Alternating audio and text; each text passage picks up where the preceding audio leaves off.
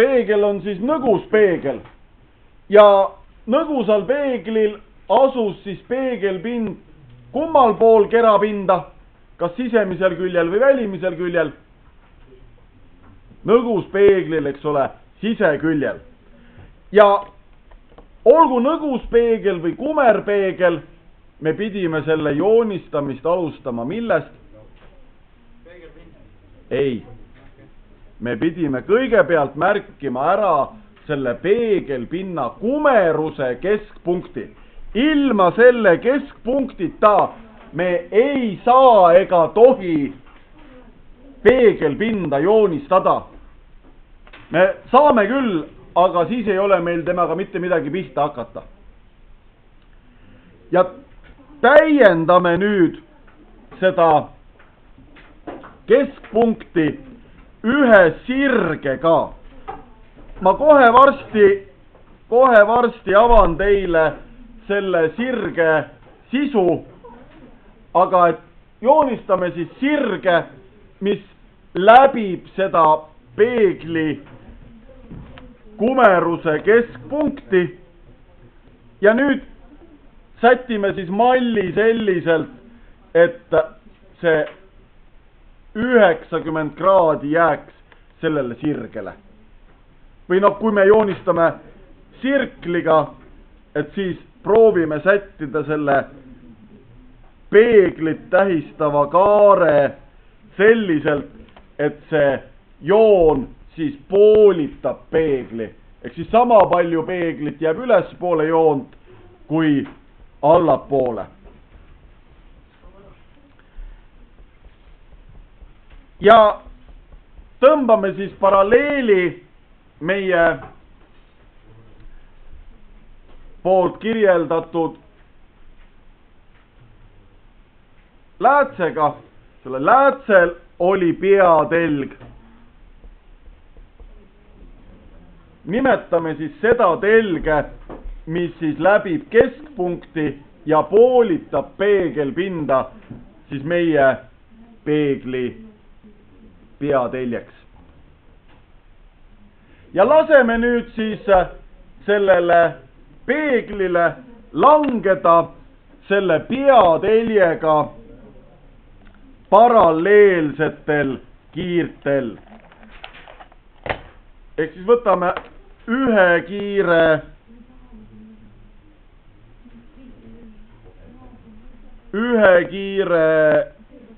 ühelt poolt seda peatelge paralleelsena ja teise kiire siis teisele poole seda peatelge paralleelsena.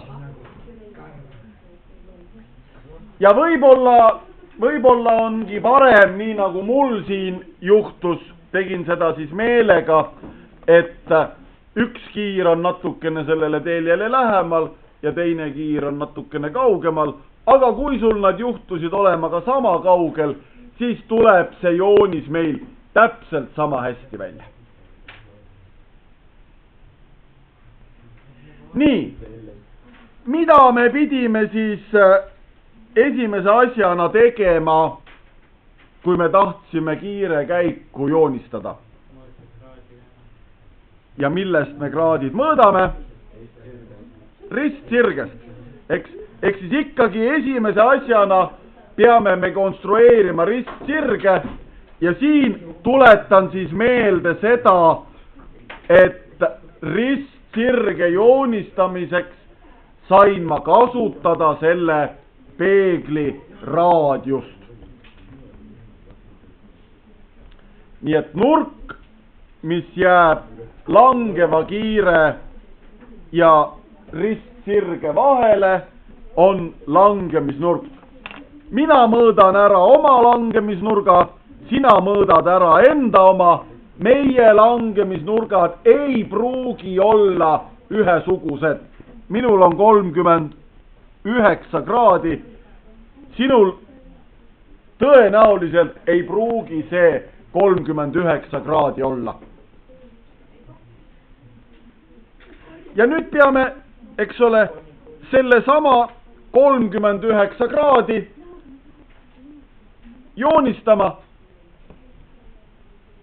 teisele poole seda ristsirget. Et see pilt väga kirjuks ei lähe, siis ma joonistan selle peegeldunud kiire ainult natukene sellest peateljest üle. Nii et peegeldumisnurk on ka 39 kraadi. Ja nüüd ma kordan täpselt seda sama protseduuri selle alumise kiire jaoks.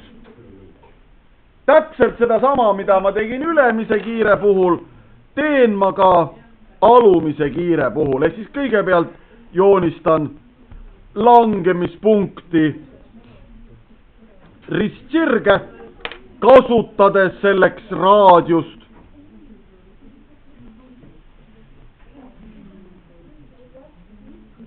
Mõõdan ära nurga, ristsirge ja langeva kiire vahel.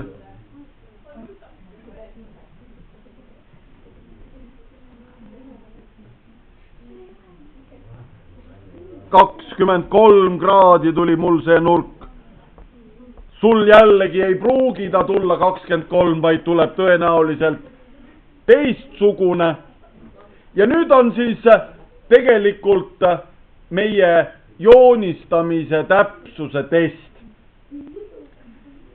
Kuna ma olen õppinud seda asja ja tean natukene teooriat, siis teooria ütleb seda, et kui nõguspeeglile langevad paralleelsed kiired, siis peegeldunud kiired peaksid lõikuma ühes ja samas peateljel asuvas punktis. Eks? Ma proovin, kas mul läheb niimoodi ja kui mul ei peaks minema, siis eks ole, ma pean süüdistama iseennast, et ma ei ole olnud mõõtmisel piisavalt täpne. Tulevikus me teame, mida me ja kuidas peame joonistama, aga nii. Mul läheb asi päris viltu. Ma kasutan ikkagi siis seda teooriat ja joonistan selle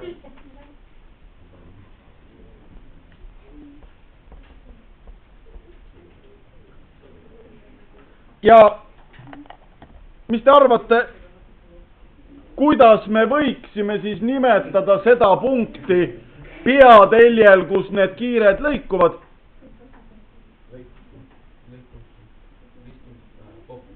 Fookuseks.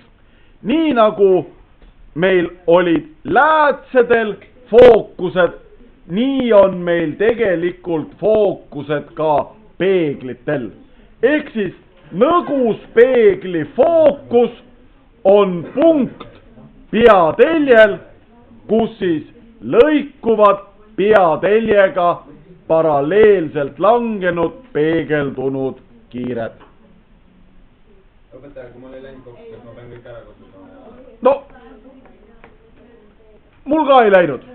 Sellepärast, eks ole, et kui juba sul 1 või 2 kraadi nurk läheb viltu, siis lähebki kogu joonis viltu. Aga kui me oleme olnud mõõtmisel edukad ja saanud teha mõõtmised täpselt, siis see joonis tuleb täpselt välja. Et ära süüdista ennast, et sul see asi niimoodi kõige paremini välja ei kukkunud, aga teooria ütleb jah seda, et paralleelsed kiired lõikuvad fookuses ja kui me nüüd mõõdame ära selle fookuse asukoha, siis jällegi teooria ütleb seda, et fookus asub umbes 1/3 raadiuse kaugusel. Umbes. Eks ole, mul on siin raadius pisut üle 6 sentimeetri ja fookus on pisut üle 2 sentimeetri. Nii et see klapib. ei, see ongi umbes, mitte täpselt kolmandiku peal, vaid umbes kolmandiku peal. Nii et tulevikus jätame siis meelde, et kui meil on tarvis joonistada kumerläätsele või nõgusläätsele fookust, siis me paneme tema umbes kolmandiku peale. Ja kasutamegi seda oskust siis kohe siin joonise B puhul. Ehk siis alustame sellest, et märgime ära keskpunkti. Jätkame sellega, et joonistame peatelje ja nüüd siis selle peatelje ja keskpunkti abil teeme siis järjekordse nõguspeegli ja nõguspeeglil on siis peegeldav kera sisemine külg, kera välimine külg valgust ei peegelda.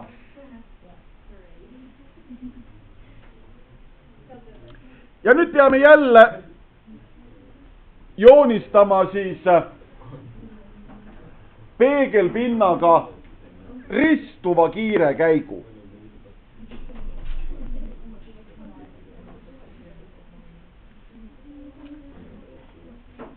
Ja tuletan meelde, et me ühe korra oleme teiega seda ristuvat kiire käiku joonistanud. See oli, see tuleb ja läheb sama teed mööda kiir. Ja see põhimõte, et tuleb ja läheb sama teed mööda, kehtib ka kõigi ülejäänud peegelpindade puhul. Nüüd on ainult küsimus, et kuidas ma pean selle kiire joonistama peeglile. Kust kohast see kiir peab minema läbi, et ta langeks peeglile risti peegelpinnaga. Mis joon see meil oli? Mismoodi asetseb ristsirge peegelpinna suhtes? Risti. Järelikult, kui ma tahan joonistada nõguspeeglile peegelpinnaga ristuvat kiirt, siis ma pean ta joonistama niimoodi, et ta läbiks oma teel seda peegelpinna keskpunkti.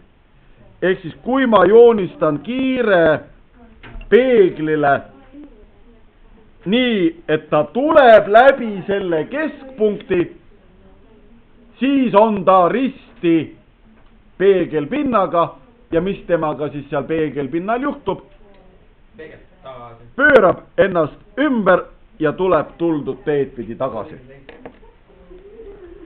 Ja ükskõik siis millise nurga all ma selle peatelje suhtes seda kiirt ka ei joonistaks. Kui ta läheb läbi keskpunkti ja jõuab peeglini, siis on ta peegelpinnaga risti ja tuleb tuldud teed pidi tagasi. Nii et selle joonise, kahe joonise kokkuvõtteks püüame siis meelde jätta mõisted peatelg, fookus ja tegelikult tuleks siis veel lisada siia veel see keskpunkt.